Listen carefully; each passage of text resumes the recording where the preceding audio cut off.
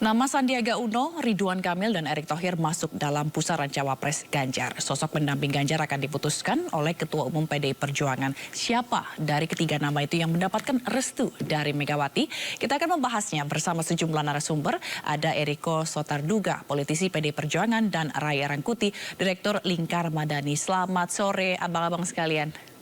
Selamat sore, Mbak Zina. Assalamualaikum. Waalaikumsalam. Waalaikumsalam. Kita ke Bang Eriko dulu. Bang Eriko, ini sosok pendamping Ganjar kan mengerucut ya jadi tiga nama, ada Sandiaga Uno, Ridwan Kamil, dan Erick Thohir. Ini gimana dengan sosok ketiga nama ini? Ya, sebenarnya Mbak Zila, bagi Mbak Zila, Bang Rey, juga seluruh penonton dari Sindo News sore ini satu hal yang menarik. Memang betul, ada tiga nama yang beredar di internal kami, ada Pak Mahfud MD, ada Kang Emil, dan juga ada Mas Sandi, betul. Nah, tapi kemarin ada juga perkembangan yang menarik di dalam pertemuan-pertemuan para ketua umum yang diadakan juga di Gedung HN ini. Kebetulan Mbak Zila, ini markas kami dulu juga waktu pemenangan Bapak Presiden Joko Widodo, jadi ini menjadi satu inspirasi juga seperti itu. Nah, itu juga berkembang, ada nama lain seperti yang disampaikan oleh Perindo, TGB, Pak TGB atau Tuan Guru Bajang, begitu juga dengan Mas Andika yang menjadi wakil ketua dari tim pemenangan. Nah, ini suatu hal yang memang ya kalau kita menyebutnya sudah beredar dan sudah banyak yang memprediksikan bahwa ini menjadi calon-calon kuat. Tapi saya mau mengingatkan Mbak Zila, Bang Rey nanti bisa juga mengomentari bahwa pada tahun 2019 nama-nama yang mengemuka itu memang sangat dominan. Tetapi pada akhirnya yang diputuskan oleh Ibu Megawati bersama para ketua umum partai dan juga bersama Bapak Presiden Joko Widodo pada saat itu menjadi bakal calon presiden, itu ternyata diputuskan Kiai Haji Ma'ruf Amin yang sama sekali kalau dilihat pada saat itu bukan bukan nama yang mencuat atau yang katakan yang sangat dominan di dalam survei-survei. Nah, yang saya mau katakan di sini ya sekali lagi ini bukan berandai-andai, bukan menduga-duga loh Mbak Zila, tetapi ya bisa saja kan nama yang tidak diduga ini bisa saja muncul nantinya karena berarti perkembangan ini kan bisa saja perubahan itu setiap hari itu menjadi lebih menarik seperti itu. Berarti Bang Eriko itu artinya ada nama lain gitu selain tiga nama ini. Tapi kalau kita lihat Pak Erick Thohir juga masuk ya dalam bursa bacawa pres ini dengan polling yang cukup tinggi juga elektabilitasnya. Betul, Mas Erick Thohir sebenarnya pun di dalam waktu lalu menjadi masuk di dalam 5 nama, tetapi kan saat ini Mas Erick Thohir dengan PAN-nya kan tentu ada di kerjasamanya Pak Prabowo.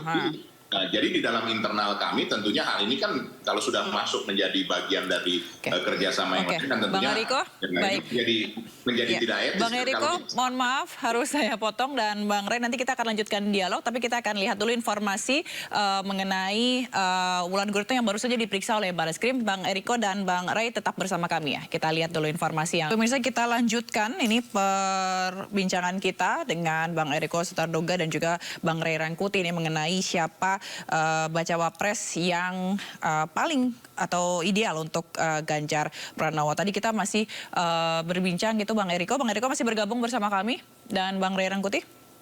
Masih. Baik, Bang Eriko. Baik, Bang Eriko, kita lanjutkan lagi. Ini tadi kan nama Erick Thohir gitu ya yang paling, tapi masalahnya ini dari koalisinya Pak Prabowo gitu. Ini jadi gimana nih Bang Eriko? Ya sebenarnya tidak ada sesuatu hal yang aneh, Mbak Zila. Yang tetap di dalam kehidupan itu kan perubahan itu sendiri, Mbak Zila.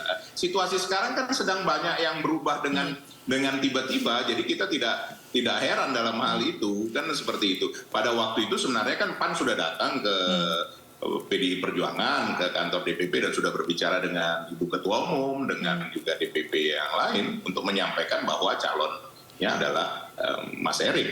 Nah, hanya dalam perjalanan waktu ternyata PAN bergabung dengan koalisinya Pak Prabowo. Itu sah-sah saja. Jadi dalam hal ini itulah yang terjadi perubahan itu, sehingga kalau itu sudah menjadi bagian dari koalisi atau kerjasama yang lain, tentu ya tidak mungkin menjadi bagian, bukan tidak mungkin, kecil sekali kemungkinannya menjadi bagian dari kita, kecuali nanti PAN bisa bersama-sama bergabung dengan kami. Seperti itu Mbak Zila. Baik, kita ke Bang Ray Rangkuti. Bang Rangkuti, kalau tadi kata Bang Eriko, kemungkinan itu akan selalu terjadi. Apakah nantinya akan ada kemungkinan begitu peta koalisi ini akan berubah lagi?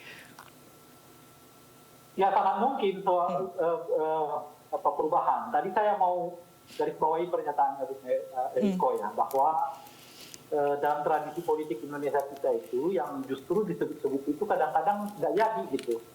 Yang sering digadang-gadang tuh malah kadang-kadang nggak jadi juga. Gitu. Pengalaman-pengalaman sebelumnya gitu ya Bang ya? Bukan sebelumnya, hari ini juga kan terjadi.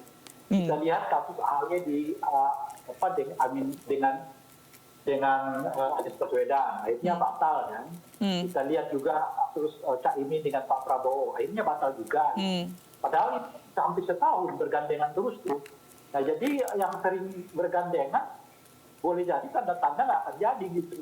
Jadi kalau Pak RK dengan Ganjar sering, itu artinya tanda-tanda Pak RK mungkin nggak akan dihitung masuk di dalam skenario itu gitu.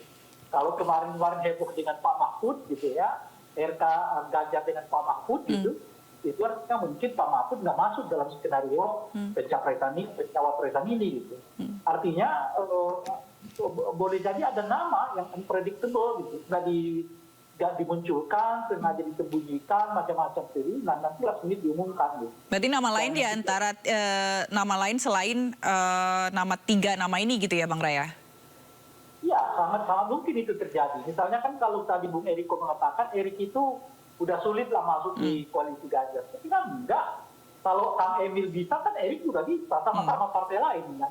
Emil di Partai Golkar, sementara Erik didukung oleh Partai PAN gitu. Artinya kan kalau Kang Emil bisa masuk ke Ganjar, apa yang membuat Kangnya Erick juga sulit masuk ke Ganjar gitu.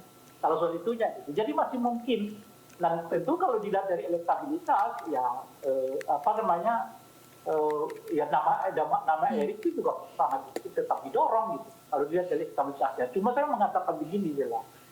Saya kira selain dari elektabilitas, ada 3 pertimbangan lain yang dipikirkan oleh koalisi untuk menentukan siapa bakal calon wakil presiden yang menang ini. Pertama tentu saja elektabilitas. Kan. Tapi ini nggak cukup, gitu. Nggak bisa diandalkan semata-mata elektabilitas. Ada hal lain. Apa hal lain itu? Dia bawa dana apa enggak? Gitu. Jadi jangan kita nyari calon wakil presiden yang kesulitan sendiri mendanai aktivitasnya, kira-kira begitu ya. Nah yang ketiga adalah dia punya hubungan yang asosiatif nggak dengan setidaknya 2 organisasi besar di Republik ini, organisasi keagamaan tentu saja maksudnya. Nah itu juga penting. Nah yang ketiga baru pertimbangan partainya. Apakah ia dekat dengan partai, apakah ia bagian dari struktur partai, apakah elit dari partai politik. Nah kalau kita kaji yang dari ini, Emil itu menurut saya hanya punya 1 dari 4 itu. Itu dia punya elektabilitas. Tapi kan duit enggak. Ya, asosiasi terhadap organisasi tertentu enggak, gitu ya. Dia juga bukan bagian elit dari partai politik. Gitu. Kalau kita lihat setidaknya dia punya 2 dari 4 yang kita sebutkan. 1 elektabilitas ada, kedua dia punya uang lah. Kalau jadi asosiasi ini bisa tumbuh atau tidak. Karena ini kan Erik itu dekat dengan NU ya dan seterusnya gitu ya kan. Nah yang keempat ini dia memang tidak ada, dia bukan elit, bukan anggota dari partai politik tertentu. Ya. Nah, itu sebut Pak Mahfud. Pak Mahfud malah menurut saya tempatnya malah hampir nggak ada gitu. Elektabilitas kurang, uangnya juga kurang, asosiasinya terhadap 2 organisasi besar juga nggak terlalu kuat, dan yang terakhir bukan sesuatu di dalam partai politik. Gitu. Jadi 4 ini menurut saya pertimbangan siapakah yang akan dipilih menjadi calon wakil presiden untuk 2 pasangan yang sedang menjomblo ini. Baik, kita ke Bang Eriko lagi. Bang Eriko, tadi kan kalau Bang Eriko bilang masih ada kemungkinan nama lain di luar nama-nama yang sudah ada ini. Tapi kemarin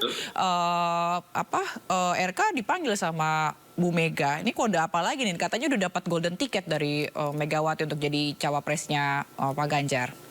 Waduh, ini Mbak Zila ini karena baju merah semangatnya luar biasa ya. Ini semangat bahas cawapres Pak Ganjar. Kita semua Bang Rey. Saya agak berbeda dengan Bang Ray Rangkuti, jujur saja. Apa tuh Bang? Kalau calon wakil presiden hanya karena soal materi, ya itu kita perlu juga pertanyakan ya. Artinya berarti kita meragukan pilihan dari rakyat Indonesia kan begitu kan kalau soal itu. Dan itu sudah terbukti Bang Rey, 2019 bukan karena materi dan juga bukan karena elektabilitas, itu juga terlihat. Jadi 2 dari 4 itu juga tidak menjamin juga kalau menurut yang terjadi selama ini. Kita kan harus ada basis dari sesuatu yang sudah terjadi kan begitu. Nah, ini memang menarik Mbak Zila. Ini memang 3 ini sesuatu yang menguat. Tetapi apakah itu sudah pasti? Politik adalah seni segala kemungkinan. Politik is the art of possibilities. Tidak ada yang tidak mungkin di politik. Yang tidak mungkin itu Mbak Zila hanya menghidupkan orang mati di dunia politik ini. Nah, tetapi ada satu hal prinsip yang saya mau sampaikan kepada Mbak Zila, kepada kita semua. PDI Perjuangan bersama mitranya, kerjasamanya, itu tidak biasa untuk ke kiri, ke kanan, mau ke mana, itu tidak seperti itu. Nah, hanya memang kalau kita mau melihat di 2014, ya bisa-bisa saja seperti Pak Yusuf Kala menjadi calon wakil presiden. Nah, sementara calon dari Golkar ada yang maju juga menjadi calon presiden dan wakil presiden. Nah, ini menarik. Sekali lagi, ini semua nanti akan diputuskan oleh para ketua umum, duduk sama rendah, berdiri sama tinggi bersama Ibu Mega, dan tentunya akan juga dibicarakan dengan Bapak Presiden Joko Widodo sebagai Presiden incumbent. Kita tidak bisa pungkiri Mbak Zila bahwa 82% masyarakat menginginkan bahwa diteruskan semua program-program perjuangan yang sudah dilakukan oleh Bapak Presiden Joko Widodo, yang tentunya harus ada juga yang diperbaiki, disempurnakan, seperti itu. Nah, yang ketiga, apa yang paling utama sebenarnya? Rakyat itu sendiri. Jangan ini istilahnya, ya keren di elit politik, tapi belum tentu di masyarakat. Coba kalau kita perhatikan bahwa masyarakat belum menentukan sebenarnya pilihan-pilihan. Mereka menyadari betul bahwa ini adalah di tangan mereka. Disinilah kalau kita lihat rasionalitas daripada masyarakat Indonesia memang kalau saya mau berlebihan mengatakan sudah matang sekali, tetapi memang mereka jeli dalam melihat ini, terutama generasi-generasi muda yang namanya generasi Y dan Z ini, itu sangat rasionalitasnya sangat tinggi, dan mereka melihat betul seperti apa bakal calon presiden dan calon wakil presiden, apakah merepresentasikan dari yang mereka inginkan. Nah, ini juga penting Mbak Zila. Jadi kalau dikatakan apakah 3 ini sudah pasti, apakah yang berkembang secara elektabilitas tinggi ini sudah pasti? Belum tentu. Jadi masih digodok lagi ya Bang, masih dipilih-pilih lagi untuk memilih siapa yang paling terbaik gitu ya? Ya, apakah tidak mungkin? Apakah mungkin juga di antara 3 ini? Mungkin saja. Itu bergantung kembali kepada kalkulasi-kalkulasi yang dilihat oleh para ketua umum.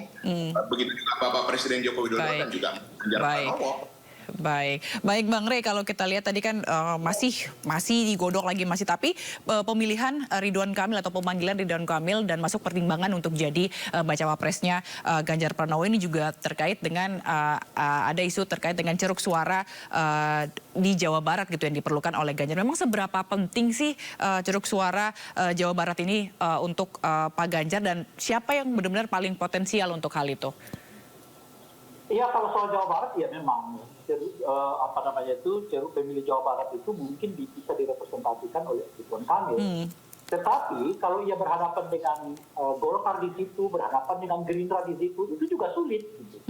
Sebab Golkar sendiri basisnya salah satunya Jawa Barat. Itu bukan basis orang, itu basis partai ya. Gerindra pemilih terbesarnya juga salah satunya ada di Jawa Barat, dan pemilih Pak Prabowo itu juga salah satunya ada di Jawa Barat. Gitu. Jadi kalau misalnya Ridwan Kamil dipasangkan dengan Ganjar, belum tentu setengah ya dari suara itu akan jadi Ridwan Kamil, karena ya itu ini basis dari Golkar, basis dari Gerindra, basis juga dari Pak Prabowo gitu loh. Jadi tak mudah itu bagi Ganjar Pranowo. Saat yang bersamaan merupakan basis Jawa Timur dan NU. Itu Jawa Timur dan ini juga penting gitu, karena kalau dilihat dari soal jumlah pemilih sama antara Jawa Barat dengan Jawa Timur itu kurang lebih sama gitu. Nah, kalau bidiknya ke Jawa Barat, sementara di situ lumbung suara yang paling mungkin diambil oleh pasangan calon yang lain gitu ya, yang lalu melupakan kawasan yang lain. Bisa juga kawasan yang lain justru diambil alih orang. Harus ingat sekarang ada Cak Imin ya, orang Jawa Timur, ya, kemudian juga NU gitu ya, ketua partai PKB gitu. Jadi kalau konteksnya dengan Ganjar, dia bisa saja mengambil Jawa Barat, tapi bisa lepas Jawa Timur. Atau sebaliknya, realitas saja kuasa di Jawa Timur, Jawa Baratnya adalah diperkuat dengan ya, kawan koalisinya. Gitu. Siapa kawan koalisinya dalam ini? Kan ada P3, ada ini, ada itu, dan seterusnya. Gitu. Jadi dalam konteks itulah menurut saya, lagi-lagi saya sebutkan tadi ya, saya kira agak sulit juga ya kalau Ridwan Kamil itu dicoba gitu. Nah tentu yang lain selain yang saya sebut 1 dari 4 itu gitu ya, Pak Ridwan Kamil sendiri itu salah satu kesulitan utamanya itu justru setelah dia masuk partai politik. Gitu. Sebetulnya kalau beliau masih free, ya artinya alias belum menjadi anggota partai politik Golkar gitu, jauh lebih mudah ini bagi Ganjar ya ataupun bagi Pak Ridwan Kamil sendiri untuk bertemu gitu. Tapi karena beliau dalam statusnya sebagai orang Golkar, justru sulit. Sebab kenapa gitu? Pertama sebagai orang Golkar pilihan Prabowo. Baik. Yang kedua, pada saat yang bersamaan nanti kalau dia dipilih, dia akan berhadapan dengan partainya sendiri. Baik, Bang Ray. Jadi agak sulit. Baik sayang sekali waktu kita terbatas. Jadi intinya sekarang adalah kita masih menunggu ya kejutan-kejutan dari PD Perjuangan terkait dengan baca presnya Ganjar Pranowo. Baik, terima kasih Bang Eriko Sotarduga. Baik, makasih Bang Eriko Sotarduga, politisi PD Perjuangan, dan Mbak Ira Rangkuti, Direktur Lingkar Madani telah bergabung di Sinda Sore. Salam sehat selalu abang-abang sekalian.